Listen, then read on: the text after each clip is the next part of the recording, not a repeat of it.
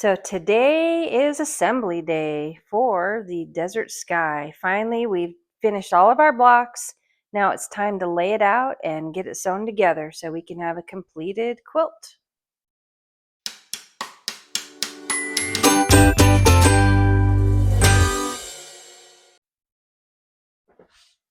Okay, so what we have here is bag 1, which has all of our dark outer units, and there should be 18 of those.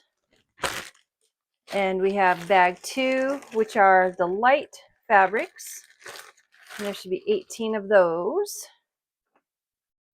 And then we have bag 3, which has 6 7.5-inch squares. Then we have all of our border pieces, which are 5.5 by 7.5. And then we have, these are our 4 corner squares, which are 4.5 by 4.5, I believe. Designed this quilt in Quiltster, so I have a kind of a layout that I'm going to be looking at, but I also want to use the pattern layout, which if you have the pattern with you, this is going to be on page 7.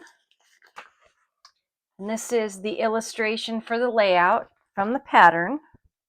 So when we go to lay this out on I'm just going to be laying it out on my counter. I don't have a design board at the moment, but if you have a design board, or you can lay it out on your bed, on the floor, the counter, table, whatever works best.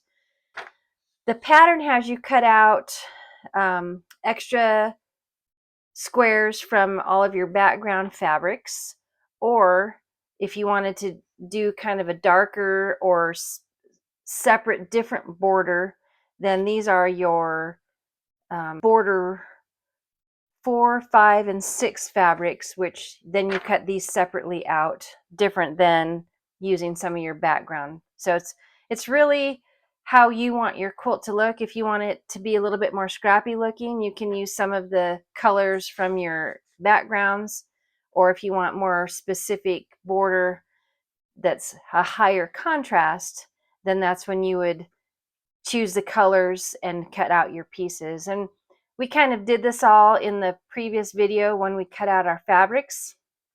I'll link that video. Let's get to laying these out and see it start to take shape.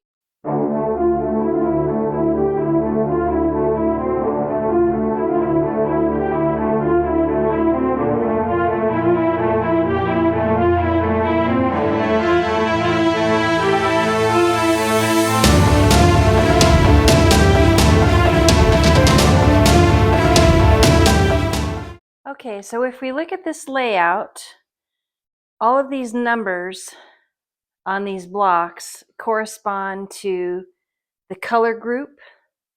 So we've got color group 1, and then there's an L or a D indicated on it, and that's going to come from the light bag, which is bag 2, or the dark bag, which is bag 1. So if you kept your blocks in order from the colors, if you remember, we had 9 colors, and from each of those colors we did 2 blocks. On the top here, these are the light colors. They actually go around all of the outside, and then all of these inside blocks are all of the dark colors, plus we have a couple of just plain blocks. So I think what I'm going to do is lay out all of my light blocks in order by 1 through 9, and then I'll do my dark blocks 1 through 9, and we'll come back and it'll be a little easier.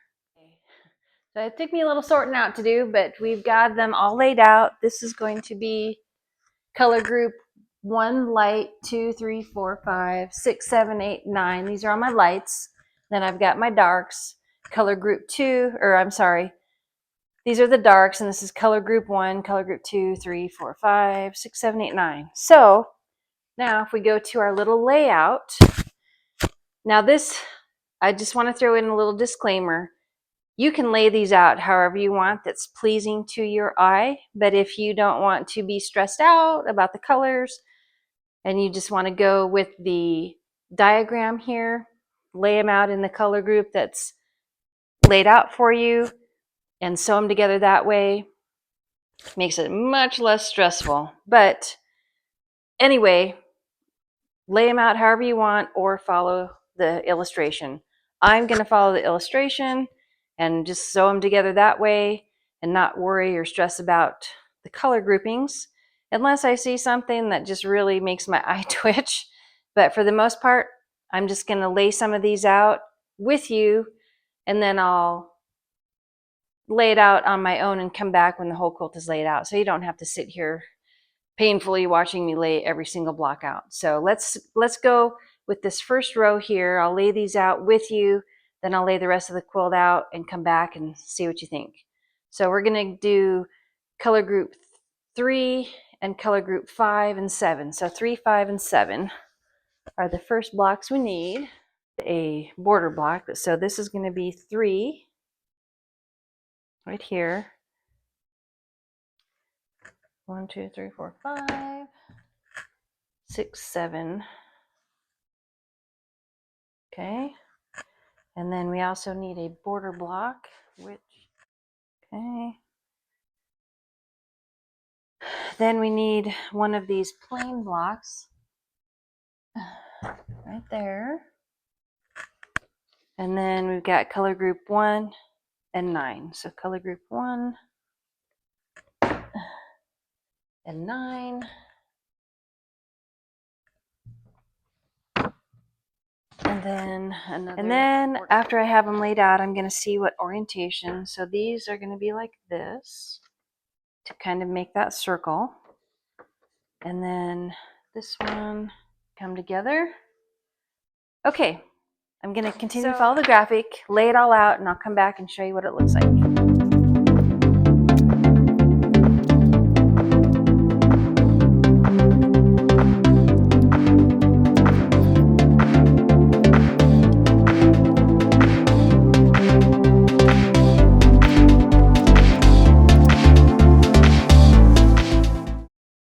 Okay, I'm pretty happy with the layout. Looks pretty good.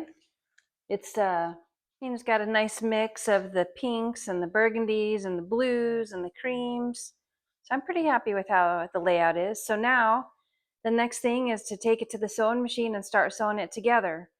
And the way that, okay, we've started sewing some of the blocks together, and now we get to the point where we have to sew these two blocks together, and we've got to match up basically this point here and this intersection here. So when it comes to sewing these together, this is basically a stacked seam.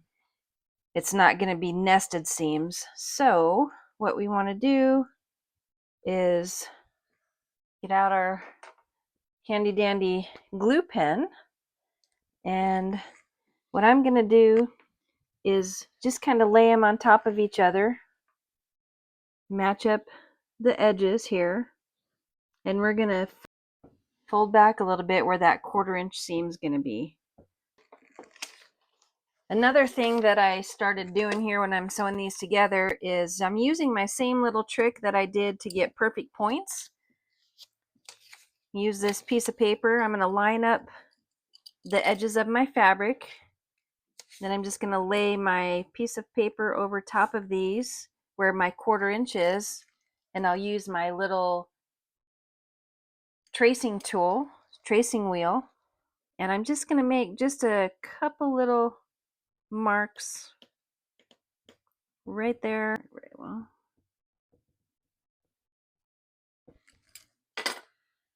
edges real close here.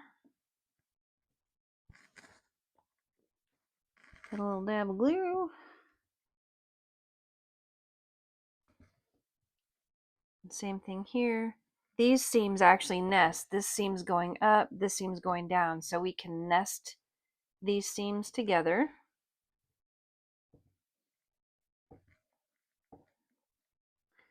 So those come out good, but I'm still going to put a little dab of glue so it doesn't slide when I'm sewing.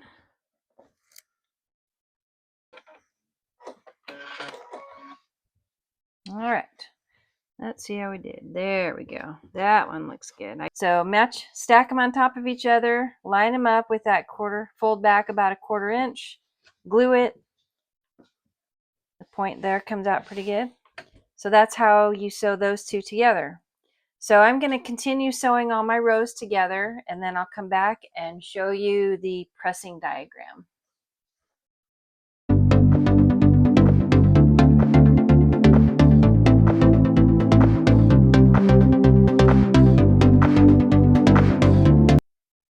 Okay, I've sewn a couple rows together. You can see up top here, these 3 rows, 1, 2, 3.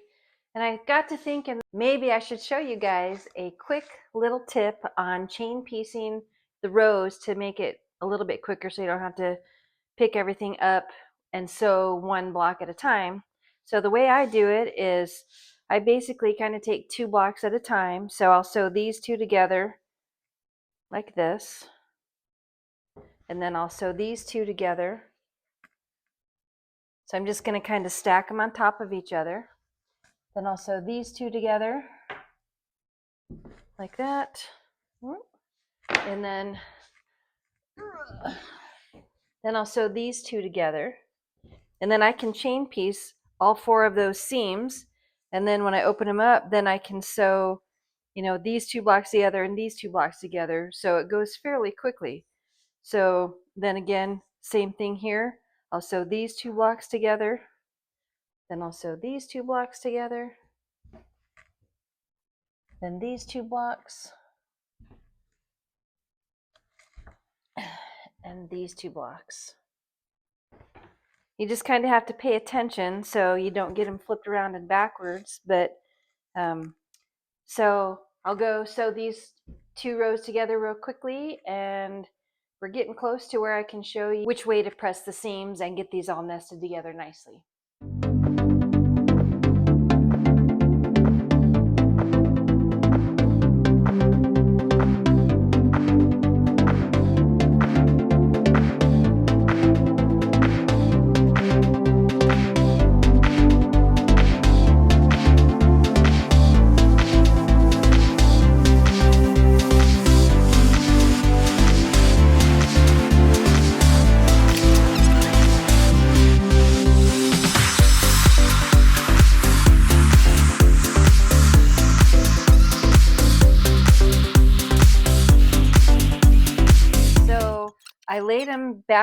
I laid them in reverse order when I sewed them. So this is going to be my first 2 blocks of the row from the left, going from left to right. So I've got these 2 blocks and these 2 blocks, and these are going to get sewn together. So I'll lay those on top of each other. And then these are my last 2 blocks. Open that up. Also wanted to show nice intersection there, a nice intersection there. Oh, we didn't have one there, so it's just this one. So then this and this get sewn together like this. So we can go ahead and sew this block.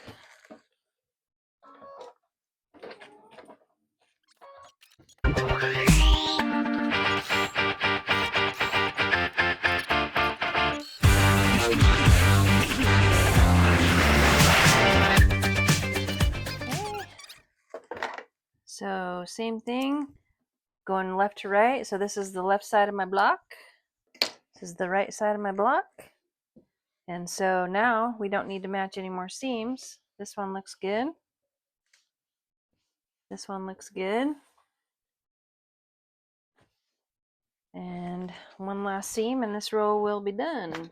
Even when I'm just sewing one seam together, I always start with the paper starter. Just, you know, the one time that you don't use it is the time that you're going to get a tangle up in your underneath your presser foot here. So I always like to use that. And I've got tons of paper from tearing them off the pieces, so might as well use it. It's not anything extra that I have to get. And then when I'm all done sewing, I can just throw those pieces of paper away. Okay. That's the last seam. So this row is done. So chain piecing makes it just a little bit quicker to sew those rows together.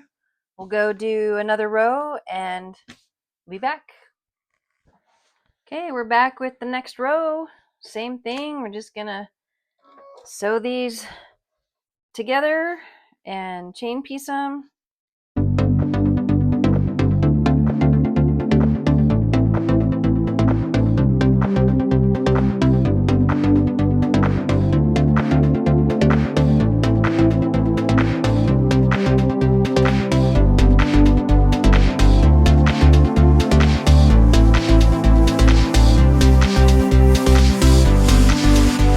Line these up again from left to right. So here's my left block. Let's check out our seam here. Yeah, doesn't that look beautiful? And the nice point down here. So we'll sew those two blocks together.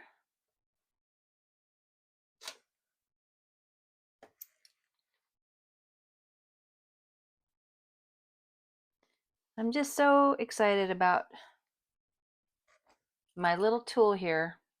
This is awesome to mark your 1/4 inch. A lot of times you can fold it back and try to eyeball your 1/4 inch seam allowance, but with that one, you mark your 1/4 inch seam allowance and it is lined up perfectly. So these ones here, even though they're two of our S blocks, we don't need to match up any seams. So I'm going to sew these.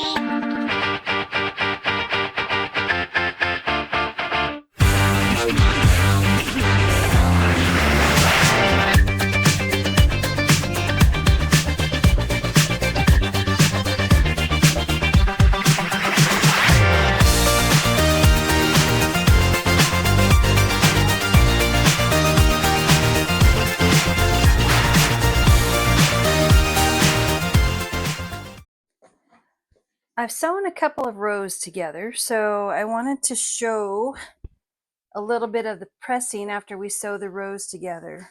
Let's look at our diagram here. So in illustration 3, I can get it in here without too much of a... So in illustration 3 here, the top border and the bottom border are all pressed in the same direction. You can see the dashed line and the solid line. So the dashed line is on top and the solid line is on the bottom. So that means the seam is pressed down. Although for me on my quilt, since I have dark fabrics up against the lights, I went ahead and pressed to the dark. So just so I don't have anything bleeding through or shadowing through. But then if we go down to the next row, I've sewn 3 rows together. We've got, you know, where the seams have been sewn in the opposite direction. Like right here, you know, this seam's gone this way. And then below it, we've nested the seams a little bit. So I wanted to show you how to do basically the tweaking of the seams. This is a way to get a nice flat seam on the front. So basically you want to end up having all of your seams kind of going in the same direction. So if we take a look at this seam that's pressed here is going this way, and this seam here is going this way. So in essence, you want to have all of your seams kind of going this way in a circle. So if we look at this seam should go down, and then this seam should go up. So basically what we have to do is tweak this seam right here. Now sometimes you can get it with just your fingers, depending on your seam allowances. Other times you need to use a seam ripper to take just 1 or 2 stitches out so you can get your little 4 patch here. So I'm just going to take, so seams going this way, we want this one to go down, and then we want, there's a couple seams right in the middle there, and we want this seam to go up. So what I like to do is kind of press this little 4 patch. Press this little 4 patch here, and then I'll do just a light pressing on the back side, and then when I'm all done, I'll go to the front and make sure everything lays nice and flat and there's no ripples or anything. So let me see if I can zoom this in a little bit here. Oops. So here is that little 4 patch. Scoot that over so you can see it. So this seam's going this way, going down, this little 4 patch right here in the middle. And basically what that does is it makes your intersection right here on the front side lay nice and flat. Okay, so I've got a couple more seams here. Speed this up, and then I'll show you what it looks like when we're all done. So just to kind of go back, so this seam was going this way, you want all of the seams go that way. Now this seam is going to the left, and now we're going to want all of our seams to go in this direction. So it's basically kind of flip-flopped with every other seam. So now this one, we just kind of tweak it a little bit with our fingers.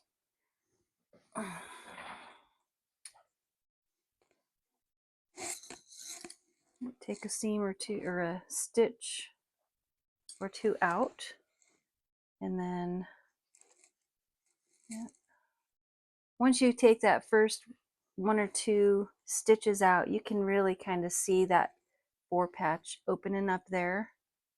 Maybe 1 more stitch, and then so now this seam goes this way. We want this seam to go down. This one already goes to the right, and this one we want to go up. So grab my iron. press that little 4 patch and give this a press to the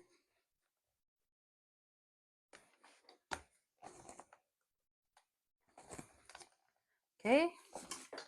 Next seam. Now this seam, this intersection here, going this way, so we're going to want to go down, which this one is already down from the previous intersection here. So we're going to go down.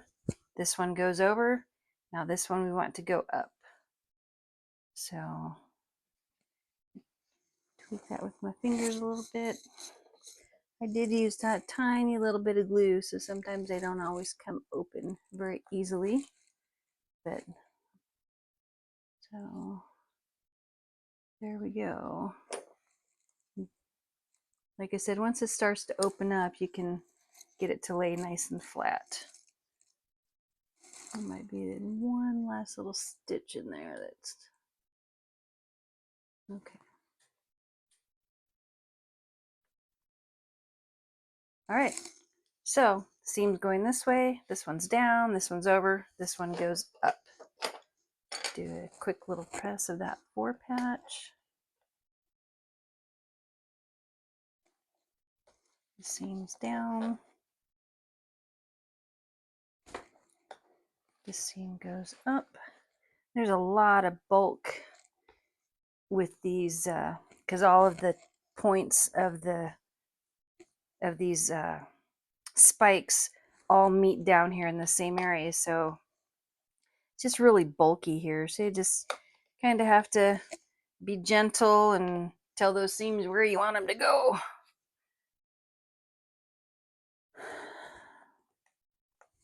Okay, last seam here, the outer. Now also in the pressing diagram here, she does have all of the border on all of them. The seams are going in, but like I said, since my seam or my border is dark and they're up against a light, I'm pressing for the most part to the dark side, although on the top I'm pressing the top and bottom rows, I'll press to the dark side. On the sides, I'm just going to keep in the same alternating so that the seams will nest real nicely here. So this one seam's going this way, this seam will go down, this seam's already up from the previous intersection. So let's tweak this.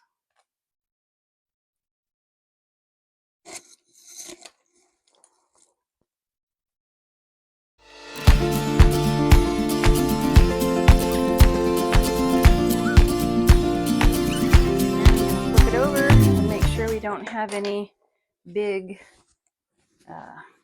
pleats or folds where the seam's not laying nice and flat. We'll start over here.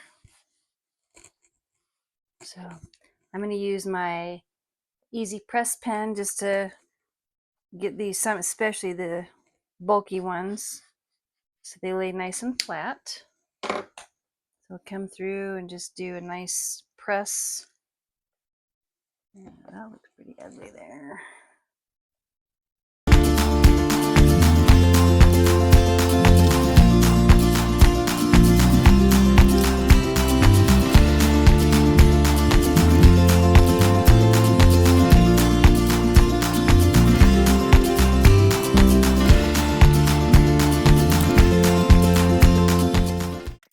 Okay, I'm going to finish sewing all my rows together and I will come back and show you the completed quilt, completed desert sky assembled. I hope you've enjoyed this series with me.